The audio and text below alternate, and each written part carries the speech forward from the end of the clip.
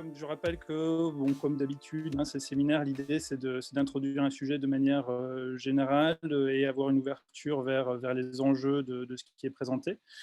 Donc cette fois, on reçoit Anne Sigel qui a gentiment accepté de nous faire un séminaire sur la modélisation des systèmes biologiques. Elle va nous en dire plus. Donc voilà, donc je vais l'exposer. Donc comme d'habitude, 11h midi, donc on déborde souvent avec les questions, on verra comment ça se passe. Donc merci à Anne d'avoir accepté, merci à Philippe de nouveau d'animer scientifiquement ce séminaire, merci de nouveau au GT BIOS d'être très actif, donc ça c'est super. Et donc je vais sans plus attendre, je vais laisser la main à Philippe qui va introduire Anne bien mieux que je n'aurais pu le faire et qui va ensuite animer le séminaire. Donc, Philippe, quand tu veux. Oh, thanks, Sébastien. So I think everybody knows Anne. Anne is began after a PhD in mathematics, began her research at the interface between mathematics and computer science, and in particular studying already at this time dynamical system from a symbolic perspective. And so she entered in CNRS at this time, at IRISA. All the career was at IRISA. And she's now a research director at CNRS. And after she moved to the biology and working on the interface between biology and computer science. And in particular, always developing symbolic methods for data and knowledge representation and integration for analyzing large-scale biological system and networks. And so she was at the head of the team DILIS about bioinformatics and biological system at IRISA. And now she's at the head of the department called Data and Knowledge Management. You probably know she's very active in several commissions and so on about gender equality. And from some years, she is what is called chargée de mission in bioinformatics at INS2I, which is the Institute of Computer Science of the CNRS. But today it's not at this title. It's not this title she expressed. She expressed as a researcher in bioinformatics, and as she created, as you know, the working group. BIOS working group of the GDR, IM, and BIM, and today as the GDR AI, she speaks as a representative of BIOS AI, so it's already the second one after Loïc. So Anne, the floor is yours. Merci. So just to know, who wants me to speak English? So. Or French. Ouais, tu m'as dit plutôt français, mais c'est comme tu veux. Bah non, mais en fait, s'il y a des anglo, s'il y a des exclusivement anglophones, à ce moment-là, je vais parler anglais, mais autrement, ce sera plus simple en français. So, who does not understand? Okay, let's try it in English then. That's fine. So thank you for the invitation. Again. Thank you, David. It will be very fun to listen at my English. So just as a short presentation to complement what Philippe has said, so my background is in really mathematics and discrete dynamical systems, and then I switched to systems biology 10 years ago. I'm a member of IRISA, which is a very large laboratory. And in the laboratory, there are two teams and one platform which are dealing with bioinformatics and systems biology. And the results that I will present were designed in the DILIS team, which is dedicated to symbolic methods for integrating and reasoning over large-scale heterogeneous data. Just to start the question, we can start with biology, actually. So this is the first question that I was interested in for a long time. We start with an algae, which is on the left side. Ectocarpus siliculosus, and people from the Station Biologique de Roscoff realized that if you put antibiotics in the water around this algae, then what you obtain is this algae. What is interesting here is that the algae did not die, actually. So it has clearly growth issues, but there are no we do not see the algae die. So this means that the bacteria which are living on the water have an influence on the growth of the algae, but not a crucial influence. And this initiated a very general question, which was to elucidate which bacteria could have an importance and allow the algae to grow. So it's a real biological question. And another question that we have, sorry, it's another similar question, actually. So then you can go to Chile. And if you go to Chile, this is mines in Atacama, where you can extract some ore, which is here, copper. Thank you, David. And you can obtain some ore. And if you put this ore into a soup, which contain some bacteria, then what you obtain is it's a copper powder. And there was another question which was investigated by Alejandro Mas at University of Chile and its team, which were to elucidate why these 5 bacteria were capable of acting over the copper ore. So we have an underlying life science question, which is elucidate functions at the microbiological scale. But there is a personal question, a computer science question, which is how computer science can be helpful and useful to address these questions. And this is the topic of the talk. So there will be 5 parts in my talk. First, quite a philosophical an historical reminder. So what is the place of reasoning in life sciences? And then we will speak about dynamical systems and reasoning over dynamical systems, back to biology and new computational issues. If you have any questions, don't hesitate. And sorry for my English again. So let's start from a quite, let's say, prise de recul over biology. If you want to deal scientifically with life sciences, there have been 2 different points of view. Either you make an experimental science point of view, and you are using observations in order to propose hypotheses, in order to, let's say, save the appearance. So it corresponds to build hypothesis. And actually, if you look at what has been done in life sciences, this is provided by abduction reasoning. And you also have a demonstrative science point of view, which consists in saying that science wants to discover the principles, the laws, which can explain observed phenomena. And this is done by this discovery. This discovery is performed by induction. So it means that IA, actually, artificial intelligence, has always been used by scientists in life sciences especially, and playing between abduction and induction. And we also have these issues now with machine learning and deep learning. And this is, I would like to try to explain why biological systems and systems biology is more abduction than induction so far.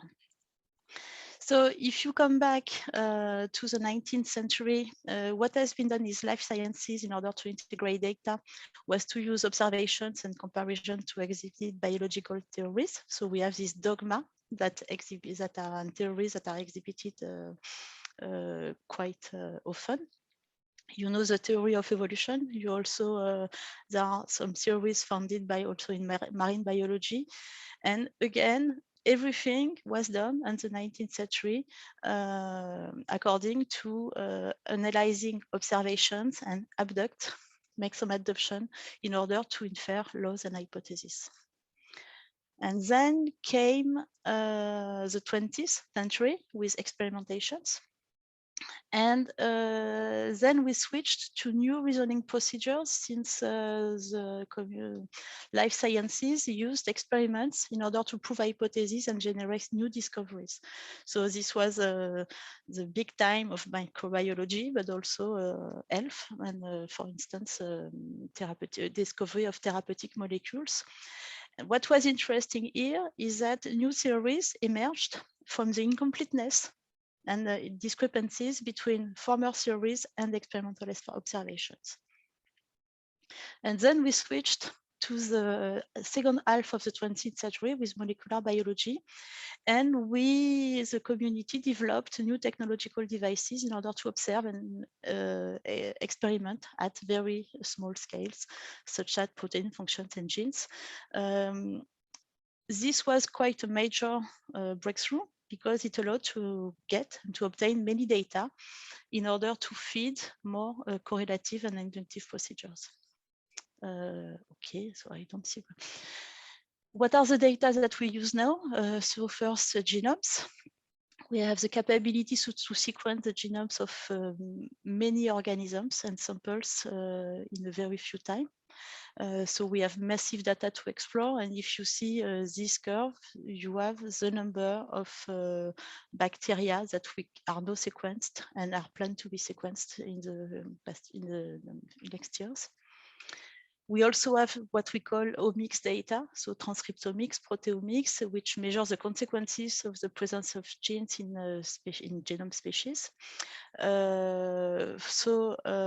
For instance, this allows to confront the information in the genes with their observed consequences in molecules. And we arrived to what we call the life science data nightmare. So some people call it a data deluge. Biologists sometimes call it a nightmare. And what is interesting, in order also to position this in the computer science community, is that there have been some reviews which shows that life science data are expected to be really the worst data that we can expect, even compared to other domains, which are very big producers of data. And what I want to focus on is that life sciences are expected to produce massive data, which is what also, but also data which are not that useful, easy to analyze because of their complexity, and especially in terms of heterogeneity. So since we have many data, it has been natural to use machine learning and deep learning to analyze the data. So it's a database induction procedures in order to characterize diseases and make some diagnosis. But the issue of heterogeneity shows that deep learning and machine learning is not that efficient to provide new discoveries. And I would like to focus on that. Okay, I lost my control. There. Especially there have been a strong deception which arose 15 years ago when we analyzed the genomes.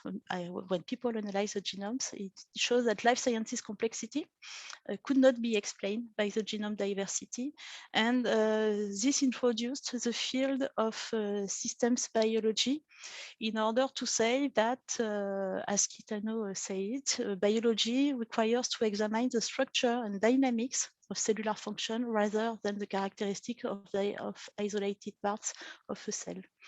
So what we have now is that we have massive data, and we have massive data about biological compounds which interact together in order to produce a phenotype. And this is a time where we are now how to analyze this data and how to produce new discoveries from this information. So we are coming to systems biology. Systems biology is a field which wants to play and make models with many different molecules. So we have some genes, we have some proteins, some metabolites, and all these data are combined into graphs and into dynamical systems in order to produce a phenotype. So systems biology is a field where you consider biological observations and the phenotype will result from the superposition and the chaining of multi-layer mechanisms. It means that biology is a complex dynamical systems, and the goal is really to produce some predictive statements that can be experimentally validated. Concretely, if you come back to high school, everybody has done some systems, dynamical system in high school. So I don't know if you remember physics and equations that we wrote in physics in high school, or some epidemiological simulations. Each time that when you want to make some dynamical model, you first describe the mechanisms, and then you write differential equations, and then you try to solve the differential equation and to simulate them. So this is what is done in for any complex system. More precisely, we can define a dynamical system as a model of the evolution of a set of components of a system according to time. So it can be very generic. We can start with differential equations, as we see here, but a Boolean model is also a dynamical system. It's just enough to change the time values and to have discrete time if you want to make a Boolean model, and also to change the phase space and to discretize the phase space. The main issue of complex systems is to calibrate the models. So when we are speaking about identification of dynamical system, it means that we want to find the best function, so the best parameters, which describes and explains the observed response of the system. This is something that has been done for a very long time in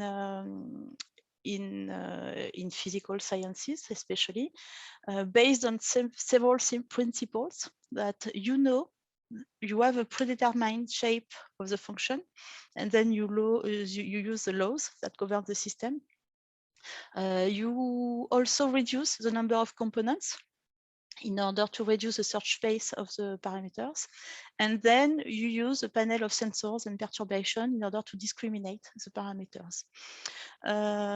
So this is a very basic scheme in complex systems. What I want to insist in is that the complexity is really hidden in the number of measured components. The search space of parameters grows exponentially with the number of measured components. And this is a main issue in systems biology, because what I told you is that we are making more and more measurements. So the more compound we measure, and the less if we compound more and more, if you measure more and more compounds, then we will be able to calibrate and to infer parameters less and less easily because of this curse of complexity. So concretely, if you come back to systems biology, there have been very, very successful numerical models of some cellular processes, such as cell cycle. Here is a model of Tyson, published at the end of the 1920s. What was interesting is that you have a very complex model with very precise parameters for each equation. As soon as you want to add a compound to the model, then you need 3 years in order to calibrate the new parameters. So we have a scalability issue. And this can be, the scalability issue is shown especially in metabolic maps. So if you come to what happens in metabolic functions, so for instance, it's energy production, what you will obtain is a chain of reactions, which are what we call metabolic reactions. And these reactions, which are involved in what happens in your cells, are catalyzed by enzymes. And these enzymes as related can be viewed or identified in the genome of the species. So concretely, as soon as you have a genome, then you can construct what we call a metabolic map, which is a bipartite directed graph. And from this metabolic map, which is quite a large scale map, then you can construct a dynamical system. So this is what is done. And if you have a complex system associated with a metabolism corresponds to a dynamical model. So dm over dt equals s times v, where v is a set of functions. You have over about 1,000 reactions. And for each reaction, you have 2 parameters to fit. So it means that for such a system, such a model, we have about 3,000 parameters to fit. And this is completely impossible according to the biological, the experimentations that we can perform. So we really have an issue, which is that if you want to apply complex system methods to metabolic maps, it will become difficult, for instance. Just to summarize, what I've told you is that in physics, if you want to make complex systems, you need fundamental laws, numerous sensors, and controlled reactors in order to make perturbations. And if you come to life sciences, we have few fundamental laws. Actually, we have more empirical laws of what happens to model what happens in a cell. We have qualitative sensors with the omics data, and we have quite few possible perturbations. So this means that if you want to make complex systems, just as we do here for biology, even if we have many data, and actually a lot of data, but actually it will not be possible to fit the systems. And this is the main issue of systems biology, that we cannot use the usual complex systems approach to model what happens in a cell. But anyway, you can do some stuff. So I come back to my metabolic networks. You can see the metabolic map as a map. And in order to make dynamics or to predict some stuff, what the scientific community has done was to make some approximations and to say, okay, we are not going to make some simulations over time because we would have to fit all these parameters, but we are going to make some global optimization hypothesis and use some conservation laws, so that we come to a quasi-steady state hypothesis. It means that we assume that the system is at steady state, and then we have to solve a linear system, which is 0 equal S times V. This corresponds to a flow-based problem. So imagine that you have a map, just as here, and then, so this is a Paris map, and you want to have some traffics, and to determine what are the traffics which are consistent with the size of the roads and the traffic jams. So this analogy with operational research issues has been investigating for quite a long time, and this is called flux balance analysis. And many MIL problems have been solved in order to study and to predict the behavior of metabolic map with very strong successes in bacterial networks, for instance.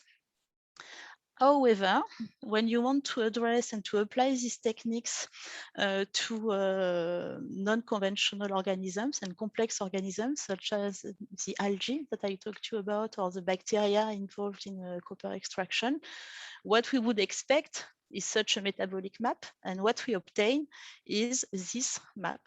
So you can see that what we obtain is the black arrows on this map instead of that one. So you can see that this map is not that good, because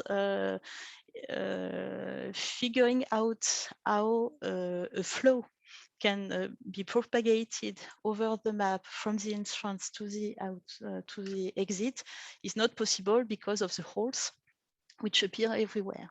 And the holes are not, let's say, natural, because actually they come from lacks of annotations in the genomes. So because of these holes, we cannot use flux balance analysis, so operational research approaches, in order to predict what happens in the algae. And just to give you,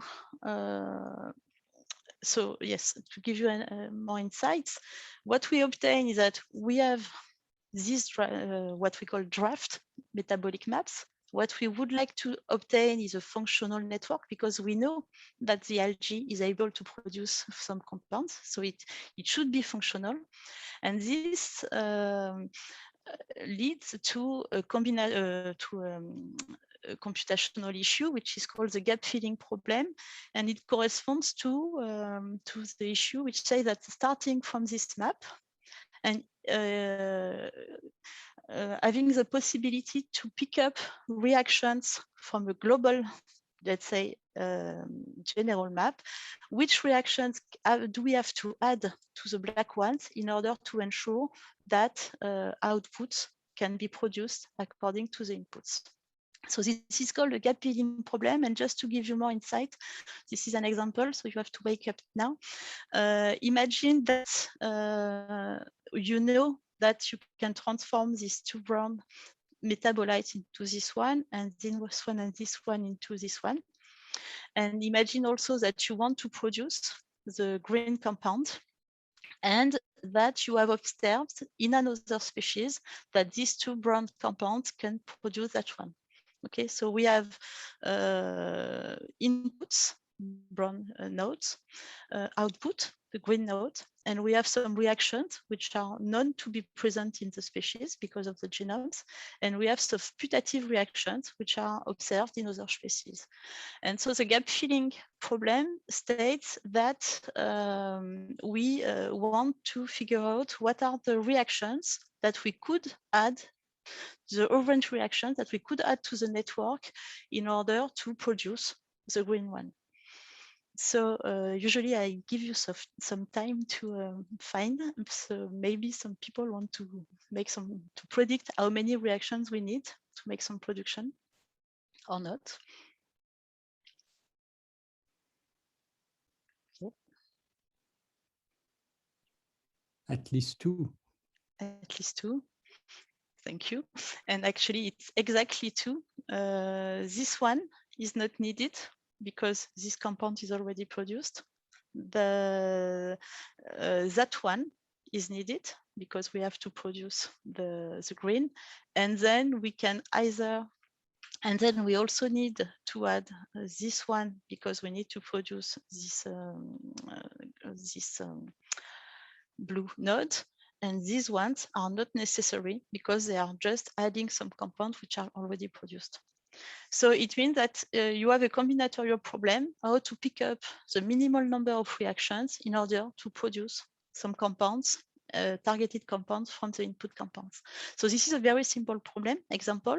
Usually the problem is much more tricky because you have cycles, you have some hubs in the network, you have some accumulation issues, traffic jams, and then you have to solve them.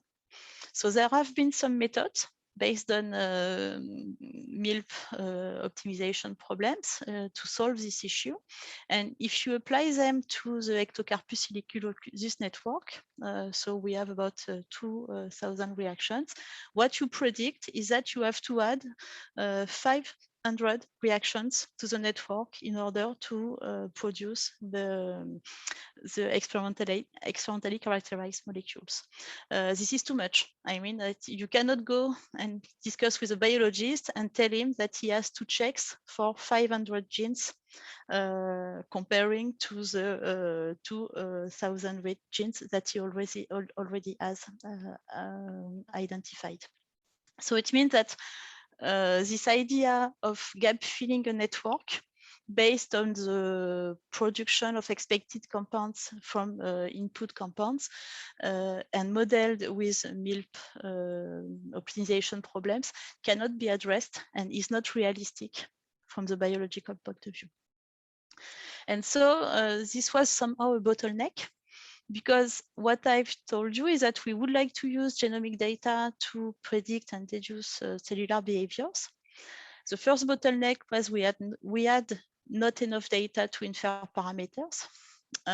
So we reduced to the quasi-steady state approximation and solve linear problems. But since we have since the information about the network is too imprecise, we have to complete the imprecise information by solving new optimization problems, and this leads to intractable issues and too many models to solve. So this is here. This is where comes the principles of reasoning and discrete dynamical systems, that the strategy that we have adopted is to say, okay, So maybe we can change our minds. We are going to avoid quantitative predictions because it doesn't work. And we are still going to reason over family of models instead of selecting a single one, since we cannot parameterize the models. What is behind is to say that we are going to use logical knowledge representation to describe the source space. And then dynamical systems are present because they are going to allow to link observations. And then we are still, as it is done for flux balance analysis, use combinatorial optimization constraints to replace the laws that we are missing. Intuitively, it means that we are going to forget about deduction or induction and come back to abduction and mimic life science discovery reasoning. So concretely, if I come back to what I have done so far, this reasoning that we have used to say that we need these two reactions corresponds implicitly in making some Boolean networks simulation, because we assume that if A is present, then it goes into the cell, then it allows to produce C. And then if B is present, it goes into the cell and it allows to produce D. And since B and D, C and D are present, then E will be producible. If you assume that F cannot enter here, then G cannot be producible and H will not be producible. So what I mean is that when we are playing with these graphs and forgetting about flux and flow, what we are doing is simulating a discrete dynamical system. So it is called a graph-based semantics, and it was introduced by many people 15 years ago, and which says that a reaction can be activated if and only if all its substrates are either in the medium or the product of an activated reaction. And we see here that there is a recursive definition for this activation, which makes it quite easily representable in logical programming and not that easily representable with linear constraints. So concretely, the main idea that we have used in the team was to say, okay, we forget about the dynamical system with ODEs. We switch to a Boolean simulation. And instead of looking for steady states of linear system, numerical system, we are looking for fixed points of Boolean networks. And these fixed points can be easily computed with logical rules by just simulating recursivity. It can be also used in order to solve the gap filling problem just by introducing a search space of reactions and minimizing the number of reactions, which allows to produce a scope. So this comes to the use of unsourced programming. I will not make an abstract of what is unsourced programming. What we have used it a lot. Just to summarize, it's propositional logics with a very nice semantics for negation, and some reasoning modes, enumeration, union, and intersections that we have combined in order to solve biological issues. Why did we focus on this? Because we have these optimization statements and the capability to play with the reasoning modes. So concretely, we have developed a very strong collaboration with Thorsten Schob in Potsdam in order to push to their limits all the ASP solvers and provide new issues.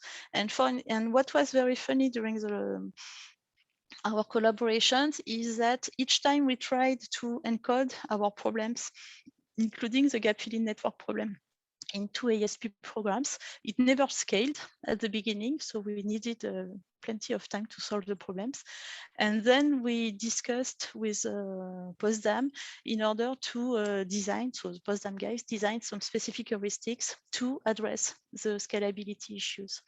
So for instance, for the gap filling problem, it appeared that we needed to use unsatisfiable core heuristics in order to solve the problem very efficiently, and it could not be addressed before with function bars.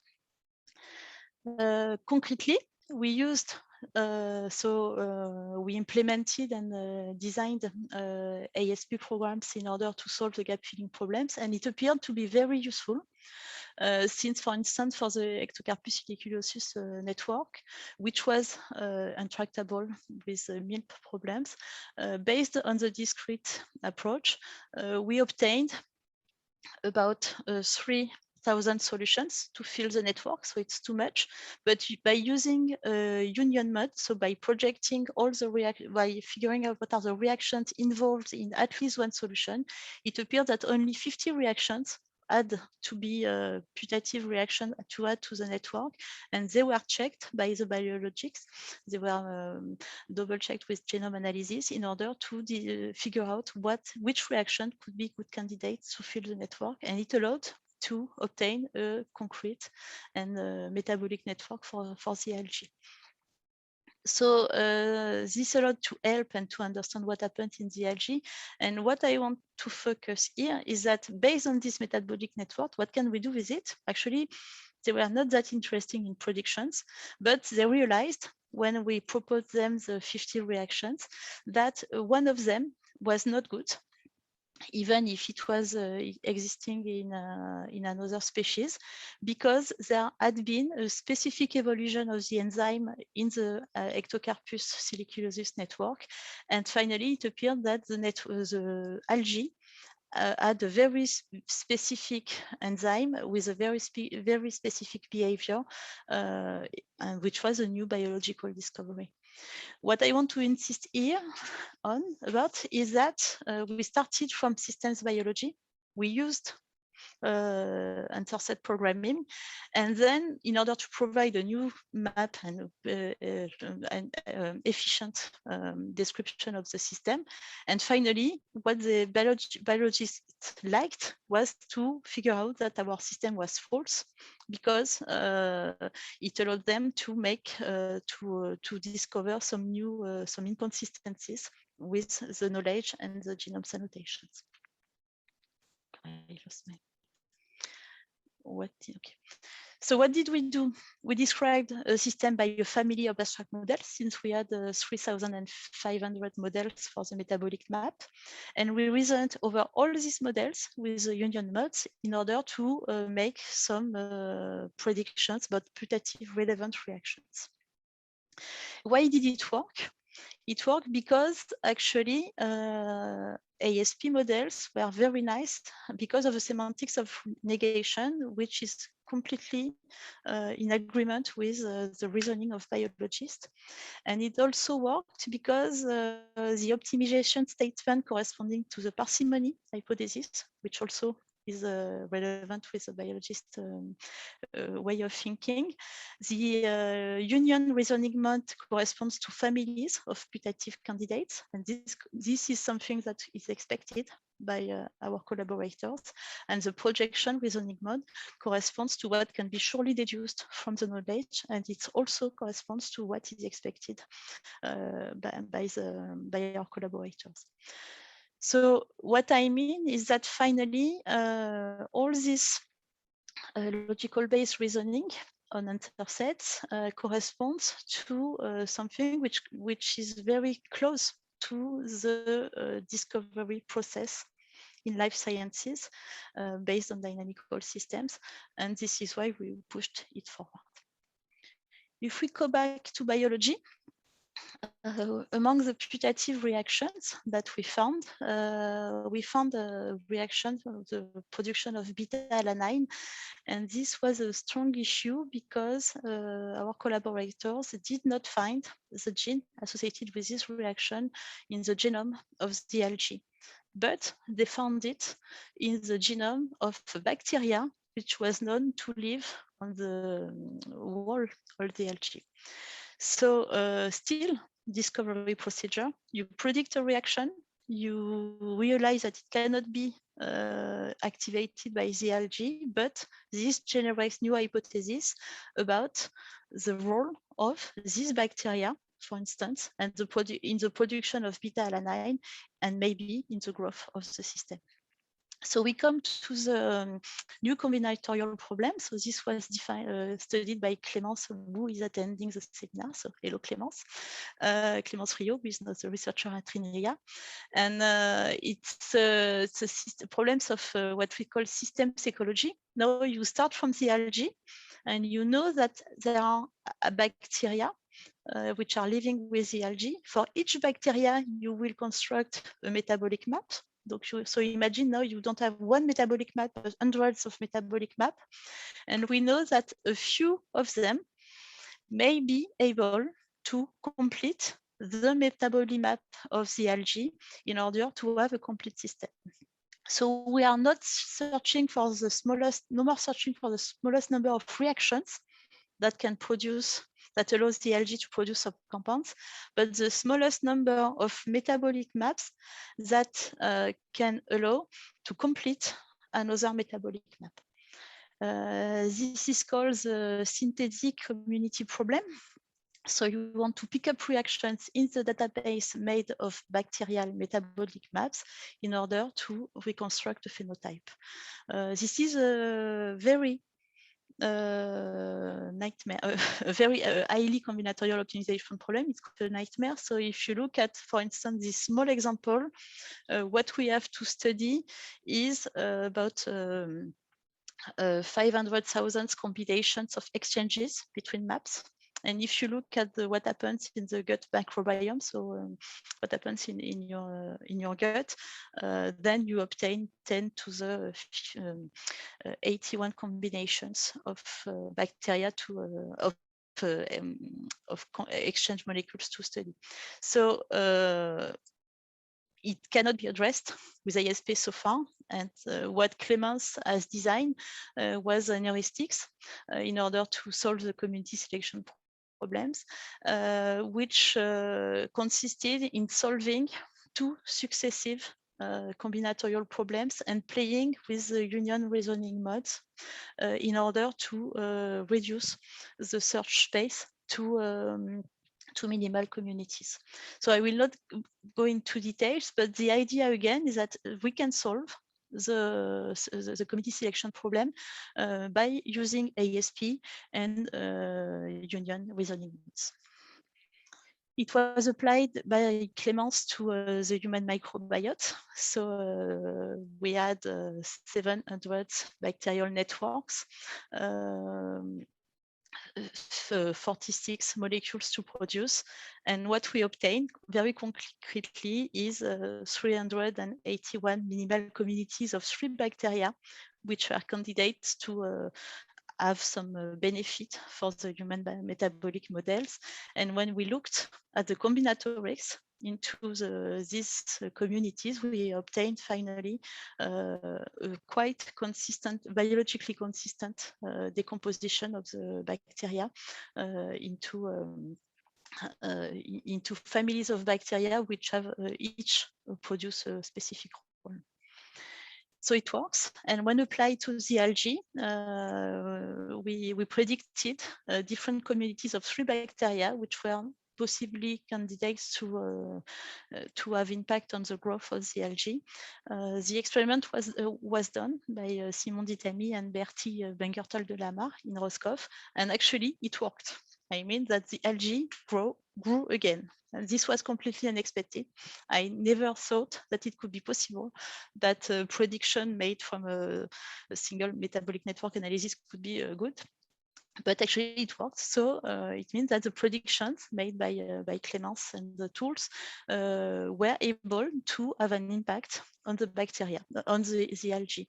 What was funny anyway is that when Simon and Bertie measured, tried to identify which bacteria were present around the new algae, the new born algae, they found bacteria that were not supposed to be there. So it means that we added some bacteria to the algae here. It allowed the algae to grow again, but it surely also allowed another very small bacteria which should have been killed to grow, and this new bacteria have eaten the bacteria that were added here. So there are some very tricky competition procedures, processes between bacteria that occurred and that still have to be deciphered. Okay, so as a take-home message, what I want to say is that life sciences are becoming a data science for sure, because we have massive and complex data. But what I want to point out is that for me, life sciences cannot be addressed with usual complex systems techniques, and because we cannot obtain curated and reliable dynamical models. And the strategy that I want to promote is to say that it is still possible to do something by exploring and iterate data with discrete abstractions and mimic the biological reasoning with answer sets, for instance. Also, what I want to point out is that the new discoveries in life sciences are less obtained by predictions and than they result from the inconsistencies between knowledge and what we can say from the data. So our role and our function in the data analysis in life sciences is quite tricky, because I don't think that we are going to make some new discoveries, but we can help biologists to make some new discoveries by pointing out the inconsistencies. In terms of future work, what we are working on so far. First work, which is in common with Loïc Polvé, that you have listened to 1 month ago, is to know to play with different layers. So what I've told you about is a metabolic layer, which is here, but actually we have also a regulatory layer in biology, which controls the metabolic layer at different time scales. And this is quite tricky because, as I told you here, what we obtain is really flows that are quasi-steady states, even if we have abstract them. And the control is performed by regulatory rules, which are models with Boolean rules. So what we are investigating now is whether we can combine the regulatory rules and the metabolic layers in order to learn which Boolean rules can explain the time series data that we obtain about the metabolic layer. I will not go into details, but this is very tricky because, contrary to what we have done so far, we don't have relevant formalisms to model the dynamics of such systems.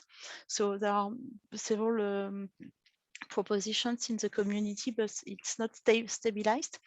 It seems anyway that the inference problem, so learning Boolean rules which control metabolic layers, corresponds to two QBF problems. So we need to solve problems such as there exists a model which verifies a property for all Z. And this is not tractable with ASP technologies so far.